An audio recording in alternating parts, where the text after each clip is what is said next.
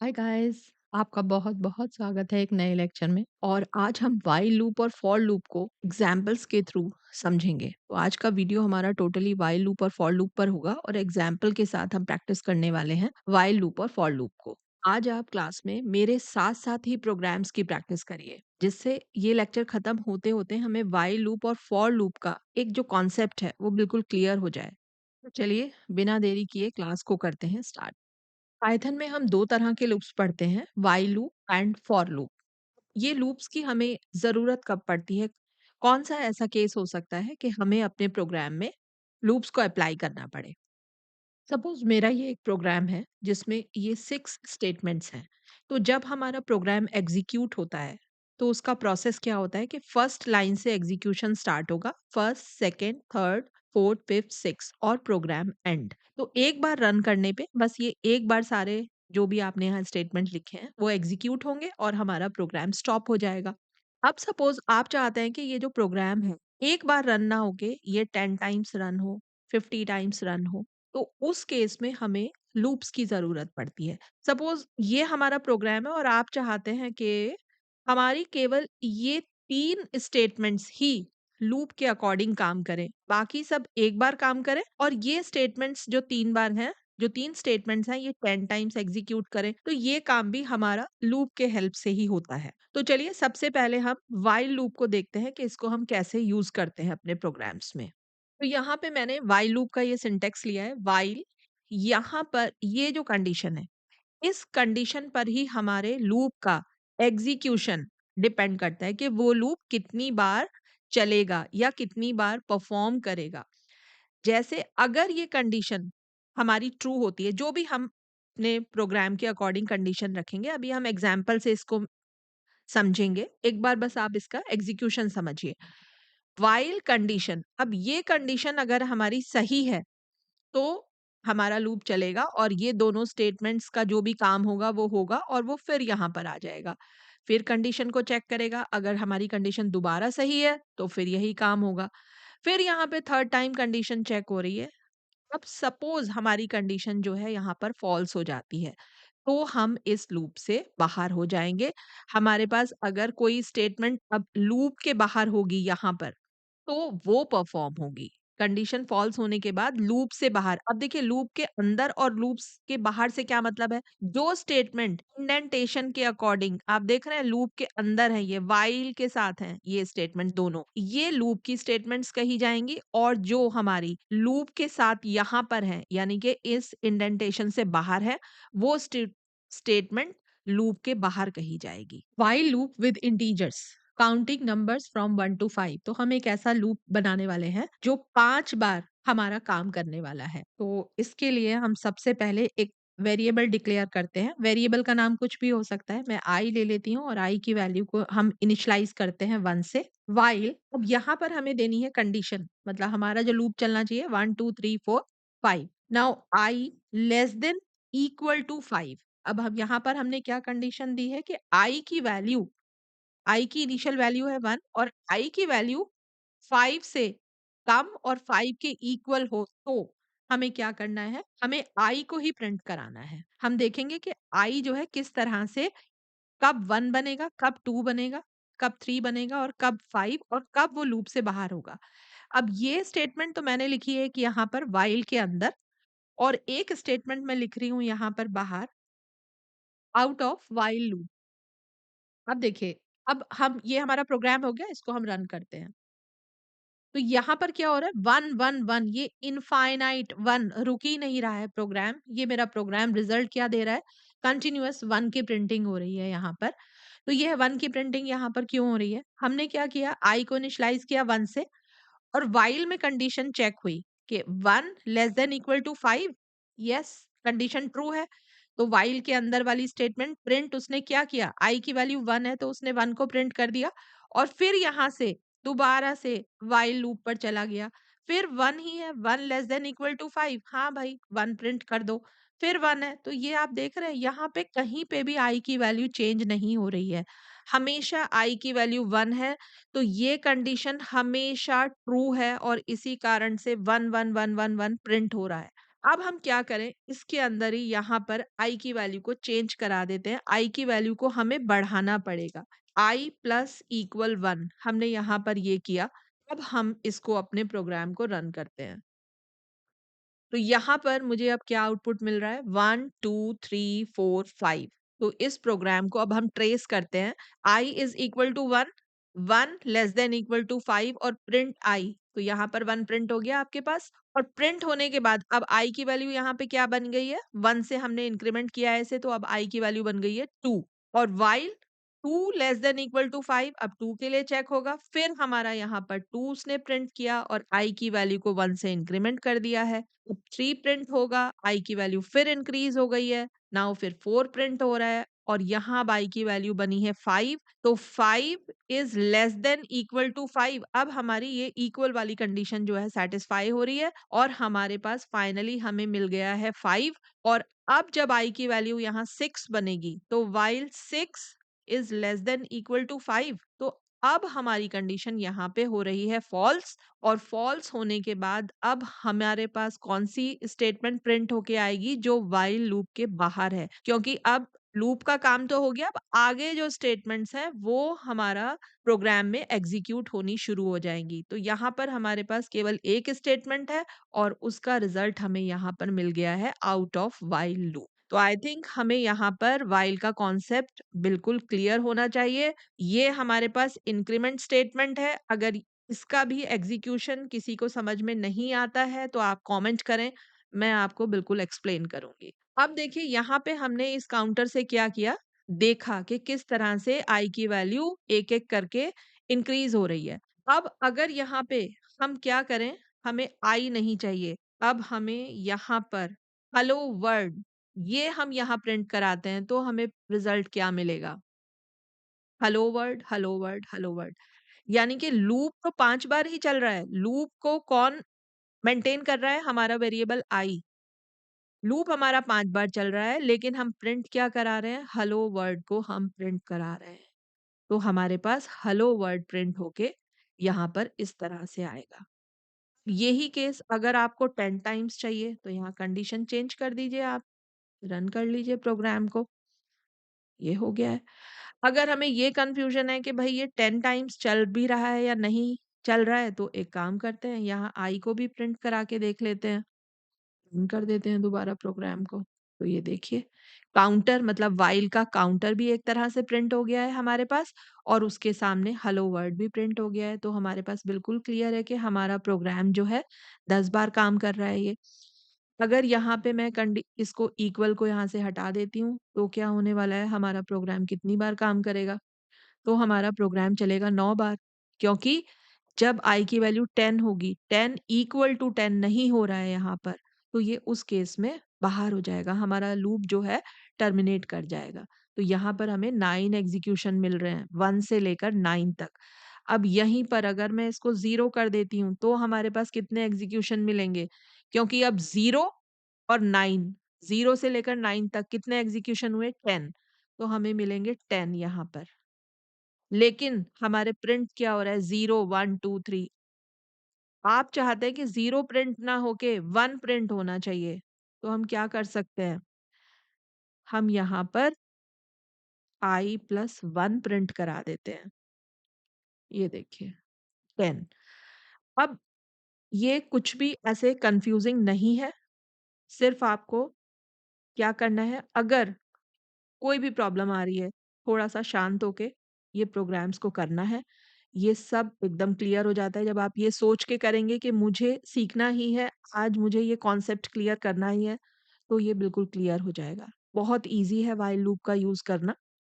अब हम for loop को देखेंगे इंटीजर के साथ कि हमारा फॉर लूप किस तरह से काम करेगा। आगे सेशन में हम व्हाइल लूप को जैसे स्ट्रिंग के साथ पढ़ेंगे और फिर साथ-साथ फॉर लूप को स्ट्रिंग के साथ पढ़ेंगे। तो दोनों का कॉन्सेप्ट स्ट्रिंग के साथ भी हमें एक साथ क्लियर होगा। फिर लिस्ट के साथ हम व्हाइल को यूज़ करेंगे, फॉर को लिस्ट के साथ यूज़ करेंगे, डिक्शनरीज़ को देखेंगे। तो एक हमारा जो है सारा कॉन्सेप्ट जो है कंप्लीट हो जाएगा यहाँ पे साथ-साथ कि व्हाइल को किस तरह से यूज़ करते हैं और फॉर को किस तरह से यूज़ करते हैं। तो यहाँ फॉर लूप के हेल्प से हम नंबर्स को प्रिंट करेंगे, print 1 to 5 numbers using for loop. तो सबसे पहले हम फॉर लूप का सिंटैक्स देख लेते हैं। फॉर और यहाँ पे है ये वेरिएबल नेम इन और यहाँ पर आएगा हमारा sequence, number of sequence, colon and print. For loop का सिंटेक्स कैसे रहेगा? फॉर वेरिएबल, यहाँ कोई भी वेरिएबल नेम होगा।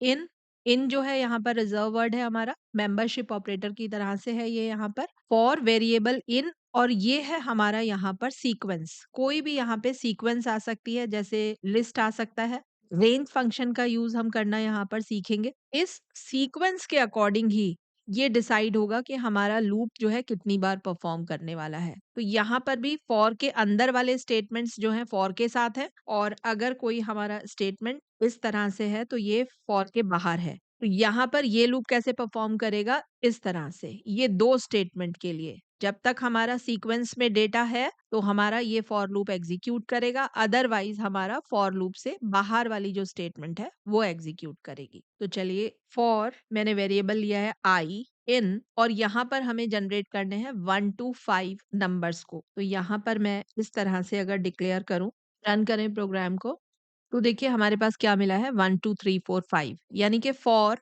आई इन। अब ये जो आपने यहाँ पर सीक्वेंस डेटा दिया है, ये आई जो है, जब इस वैल्यू आई 1, ये आई जो है यहाँ पर पहले 1 वैल्यू को लेगा, मतलब आई की वैल्यू ही 1 बन जानी है एंड प्रिंट आई। फिर आई की वैल्यू बनेगी 2 और ये वाली स्टेटमेंट एग्जीक्यूट होगी। आई की वैल्यू बनेगी 3, आई की वैल्यू बनेगी 4 और आई की वैल्यू बनेगी 5। 5 कंप्लीट होने के बाद यहाँ पर आई के लिए कोई और वैल्यू नहीं है, तो हमारा जो लूप है वो टर्मिनेट हो जाएगा and print out of for loop, जो यहाँ पर इस तरह से हुआ है। अब सपोज देखिए मैं यहाँ पर दे देती हूँ, इन वैल्यूज को चेंज कर देती हूँ 10, तो क्या होने वाला है? तो हमें यहाँ पर 5 नहीं बल्कि 10 मिलेगा, क्योंकि जो वैल्यू आप लिख रहे हैं वो यहाँ पे आई के पास आ जाती है और उसी के अकॉर्डिंग यहाँ पे एग्जीक्यूशन हो रहा है। अब सपोज यहाँ पर मैं आई की वैल्यू को प्रिंट कर रही हूँ और यहाँ पर मैं लिख देती हूँ हेलो वर्ल्ड।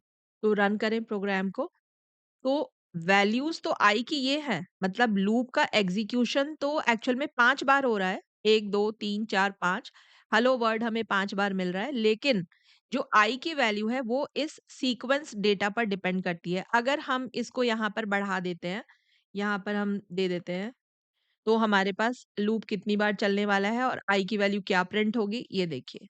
जो हमने यहाँ पर डेटा दिया है उसी के अकॉर्डिंग आई की वैल्यू बनती है और लूप जो है परफॉर्म करता है। तो ये इस तरह से डेटा को लिखना एक सही तरीका नहीं है। जब हम इंटीजर्स या नॉर्मल फॉर लूप का यूज करेंगे, तो इसके लिए यहाँ पर बेटर है कि हम यूज करें रेंज फंक्शन का। हम रेंज को यूज करेंगे यहाँ पर। रेंज फंक्शन के लिए ऑलरेडी हमारी प्लेलिस्ट में वीडियो अवेलेबल है। उसका कॉन्सेप्ट आप पूरा वहां से जाकर देखें, तो बहुत अच्छे से सारी चीजें हमें क्लियर हो जाएंगी। डिस्क्रिप्शन में भी आपको लिंक मिल जाएगा और ऊपर आई बटन में भी आपको लिंक मिलेगा। नाउ रेंज, और जैसे हमने यहाँ पर दिया 5, तो इस रेंज फंक्शन से हमारे पास किस तरह से वैल्यूज आएंगी? 0, 1, 2, 3 और 4। 4 तक फाइनली 0 से स्टार्ट होता है और 4 तक। तो रेंज हमारा जो भी आप यहाँ पे रेंज डिफाइन करेंगे, वो रेंज फंक्शन हमेशा 0 से स्टार्ट होके और एक नंबर पहले तक, यानी कि आपने 5 दिया है तो 4 तक। नंबर ऑफ एग्जीक्यूशन तो 5 है क्योंकि 0 भी इंक्लूड हो रहा है, 1, 2, 3, 4, 5। लेकिन अगर हम प्रिंट करा रहे हैं यहाँ आई को, रेंज के फंक्शन के अकॉर्डिंग आई को क्या वैल्यूज मिल रही हैं 0 से लेकर 4 तक। रेंज में हमें डिसाइड करना है कि हम 0 नहीं चाहते हैं, हम 1 से उसको स्टार्ट करना चाहते हैं। तो रेंज के अंदर हम डिफाइन कर देंगे स्टार्टिंग वैल्यू और एंडिंग वैल्यू हम 6 ले लेंगे, क्योंकि हमें 6 से पहले तक नंबर मिलने वाले हैं। और इसको अब हम रन करें प्रोग्राम को, तो ये देखिए हमारे पास है 1 2 3 4 5। तो इस तरह का कोई भी प्रोग्राम, जब जैसे नेचुरल नंबर्स जनरेट करने हैं, हमें सपोज 1 टू 10 नेचुरल नंबर्स चाहिए, तो हम यहाँ पे डिफाइन कर सकते हैं स्टार्टिंग वैल्यू 1 और एंडिंग वैल्यू 11। तो ये हमारे पास 1 टू 10 नेचुरल नंबर्स जो हैं जनरेट हो गए हैं। हमें इवन नंबर्स जनरेट कराने हैं, तो यहाँ पर हम स्टेप 2 दे देते हैं और इसको हम 2 से स्टार्ट कर देते हैं। रन करते हैं प्रोग्राम को, तो इस तरह से हमारे पास 2 से लेकर 10 तक इवन नंबर्स जनरेट हो गए हैं। तो आप इस तरह से स्टेप वैल्यू भी यहाँ पर डाल सकते हैं जब हमें नंबर्स को स्किप करना है। तो ये तो हुआ हमारा एक बेसिक फॉर लूप का एग्जीक्यूशन।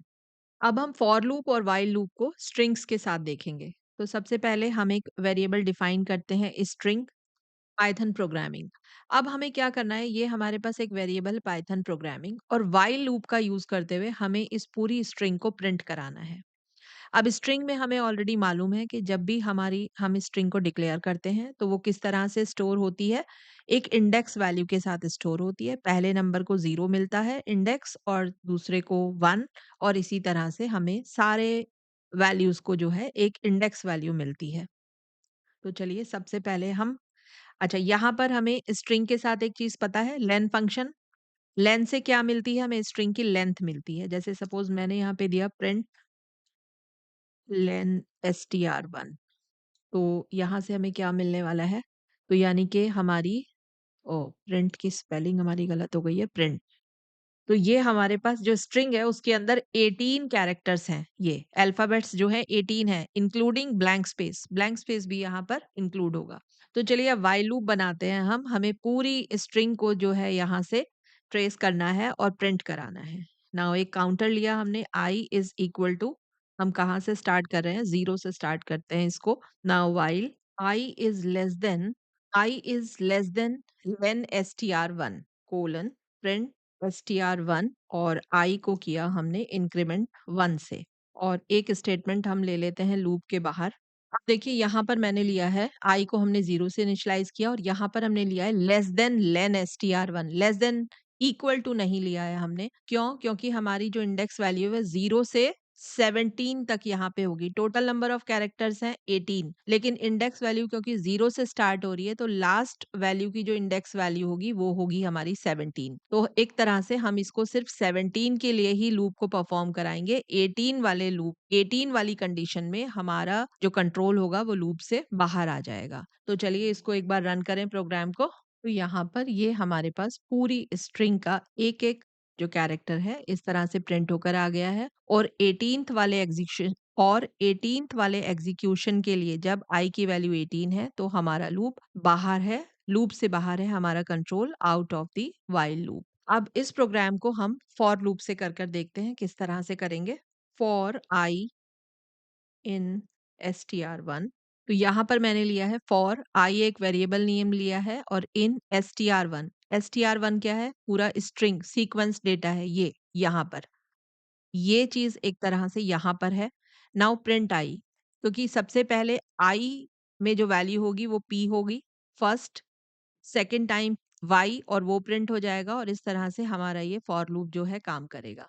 तो ये देखिए फॉर लूप के साथ हमारा यहाँ पर इस तरह से डेटा प्रिंट हो रहा है। अगर यहाँ पर इसमें कोई कंफ्यूजन है तो मैं यहीं पर इसको लिख देती हूँ यहाँ पर। अगर मैं यहाँ पर एक स्ट्रिंग, सीधा डायरेक्ट एक स्ट्रिंग ले लेती हूँ पाइथन, और अब हम इसको रन करके देखें प्रोग्राम को, तो ये देखिए सिर्फ क्या प्रिंट हो रहा है? पाइथन, क्योंकि पहले आई जो है वो p, आई की वैल्यू क्या बन जानी है? p, और प्रिंट p, फिर आई जो बनेगा y। जब तक यहाँ पर हमारे पास स्ट्रिंग में कैरेक्टर्स हैं हमारा फॉर लूप परफॉर्म करेगा और n के बाद वो आउट ऑफ द लूप काम करेगा। तो यहाँ पर आप डायरेक्ट स्ट्रिंग लिखें तो फॉर में हम इस तरह से यूज कर सकते हैं, या फिर हमने जो स्ट्रिंग यहाँ पे डिक्लेयर की हुई है ये str1 पाइथन प्रोग्रामिंग, तो ये हम सीधा यहाँ पे str1 लिख देते हैं। तो हमारा जो ये फॉर लूप है ये इस स्ट्रिंग के लिए काम करेगा। ये देखिए रन करने पर इस तरह से हमारे पास ये रिजल्ट आया है। तो फॉर लूप में हम फॉर लूप से स्ट्रिंग में इस तरह से काम करेंगे, और व्हाइल से हम फॉर लूप में इस तरह से काम करेंगे। अब हम व्हाइल और फॉर को लिस्ट के साथ देख लेते हैं। सबसे पहले हम एक लिस्ट को डिक्लेयर करते हैं, लिस्ट ऑफ नंबर्स ले लेते हैं। लिस्ट 1 इज़ इक्वल टू, अब लिस्ट को भी स्ट्रिंग की तरह से ही इंडेक्स वैल्यू असाइन होती है 0 से और 1 2 3 4। तो व्हाइल लूप से हम लिस्ट को प्रिंट कराएँगे, एक काउंटर बनाते हैं। तो यहाँ पर हमने एक काउंटर लिया जो 0 से स्टार्ट हो रहा है, और लिस्ट की लेंथ हम यहाँ पर ले लेते हैं लेन फंक्शन के हेल्प से। यहाँ तो हमें देखिए पता है 4 नंबर हैं, लेकिन अगर लिस्ट में ज़्यादा नंबर्स हैं और हमें नहीं मालूम है कि इस लिस्ट के अंदर कितने नंबर्स हैं, तो हम इस तरह से लेन फंक्शन का ही यूज़ करेंगे। नाउ प्रिंट, एक-एक एलिमेंट को हमें यहाँ एक्सेस करना है तो उसको हम इंडेक्स वैल्यू की हेल्प से ही एक्सेस करेंगे। और ये हमने लूप के लिए यहाँ पर अपने आई काउंटर को इंक्रीमेंट किया है। तो चलिए रन करें इस प्रोग्राम को। तो यहाँ पर हमारे पास हमारी पूरी लिस्ट का एक-एक एलिमेंट जो है प्रिंट हो रहा है। अब इसको ही हम फॉर लूप के साथ करें। For I in list 1 variable name क्या है? लिस्ट 1 है हमारा और ये लूप से बाहर एक स्टेटमेंट दी है हमने प्रिंट आउट ऑफ प्रोग्राम। तो देखिए फॉर आई इन लिस्ट 1 तो यहाँ पे सीक्वेंस डेटा क्या है? ये है लिस्ट। आप यहाँ पे सीधा ये लिस्ट भी मेंशन कर सकते हैं यहाँ पर और नहीं तो फिर हमने वेरिएबल यहाँ पे ले लिया है वेरिएबल नेम लिस्ट 1।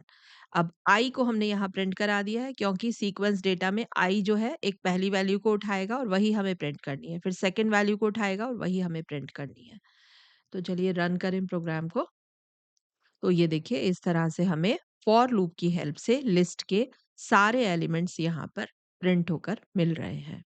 चलिए आज का टॉपिक हम यहीं पे कंप्लीट करेंगे। अभी और भी इसमें चीज़ें हैं जो हमें जो हैं समझनी है क्योंकि ऑलरेडी क्लास काफ़ी लंबी हो चुकी है। तो नेक्स्ट क्लास में हम सारी चीज़ों को कवर करेंगे।